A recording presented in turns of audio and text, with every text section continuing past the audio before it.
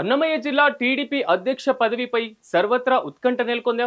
పోటాపోటీగా అధ్యక్ష పదవి కోసం అప్లికేషన్లు వస్తున్నాయా? అధ్యక్ష పదవి ఎంపికపైన అధిష్టానం తర్జన భర్జన పడుతుందా? అన్నమయ్య జిల్లా అధ్యక్ష పదవిపై 3-man కమిటీ సీఎంకు నివేదిక అందజేసిందా? మీరే చూడండి.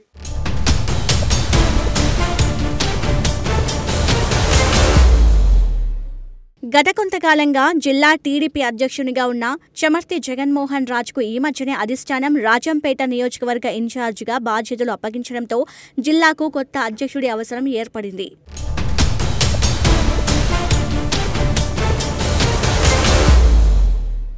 దీంతో కొత్తగా ఏర్పడిన అన్నమయ్య జిల్లా అధ్యక్ష పదవి కోసం రాయచోటి, రాజంపేట, రైల్వే కోడూరు, మదనపల్లి, పీలేరు నియోజకవర్గాల నుంచి పెద్ద ఎత్తున నేతలు ఆశిస్తున్నారట.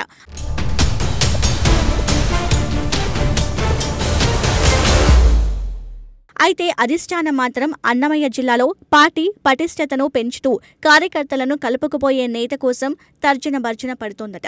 దీంతో అధ్యక్ష పదవిపై జిల్లాలో ఆసక్తి రేపుతోందట. ఎంతమంది పోటీ పడినప్పటికీ ప్రధానంగా అధ్యక్షుని రేసులో ఉండేది మాత్రం బలిజ సామాజిక వర్గానికే చెందిన సుగవాసి ప్రసాద్ బాబుకు దక్కడం ఖాయంగా కనిపిస్తుందట.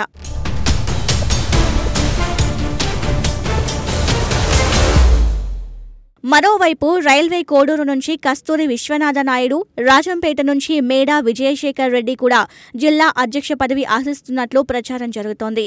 అయితే గత ఎన్నికల్లో రాజంపేట నుంచి టీడీపీ అభ్యర్థిగా పోటీ చేసిన సుగవాసి సుబ్రహ్మణ్యం ఈ మధ్యకాలంలోనే తెలుగుదేశం పార్టీని వీడి వైసీపీలోకి వెళ్లారు.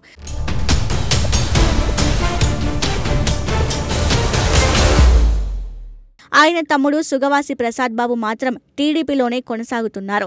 దీంతో ప్రసాద్ బాబుకే జిల్లా అధ్యక్ష పీఠం దక్కుతుందన్న టాక్ జిల్లాలో బలంగా వినిపిస్తోంది. ఇప్పటికే బలిజకు ఉమ్మడి కడప జిల్లాలో అన్యాయం జరిగిందని ఆ సంఘాలు గగ్గోలు పెడుతున్నాయి. కడప అన్నమయ్య జిల్లాలో ఎక్కడో ఒకచోట బలిజ సామాజిక వర్గం వైపు పార్టీ దృష్టి పెట్టాలని కోరుతున్నారు.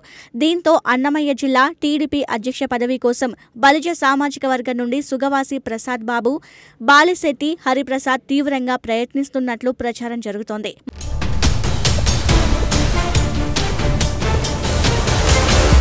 మరోవైపు అధిష్టానం మాత్రం పార్టీ కష్టకాలంలో భుజాన మోసిన వాళ్లకే జిల్లా అధ్యక్ష పదవి కట్టబెట్టే ఆలోచనలో ఉన్నట్లు తెలుస్తోంది. ఇప్పటికే అన్నమయ్య జిల్లా టీడీపీ అధ్యక్ష పదవిపై అధిష్టానం 3-సభ్య కమిటీ ఏర్పాటు చేసింది. ఆ కమిటీ జిల్లాలో పర్యటించి నివేదిక కూడా పార్టీ అధిష్టానానికి పంపింది. పదవి కోసం దాదాపు 24 మంది పోటీలో ఉన్నారట. అందరి పేర్లను పరిశీలించిన అధిష్టానం ఇప్పటికే షార్ట్ లిస్ట్ రెడీ చేసినట్లు తెలుస్తోంది. ఇప్పుడు ఆ జాబితాలో ఎవరు ఉన్నారన్నదే జిల్లా నేతల్లో తీవ్ర చర్చ జరుగుతోంది.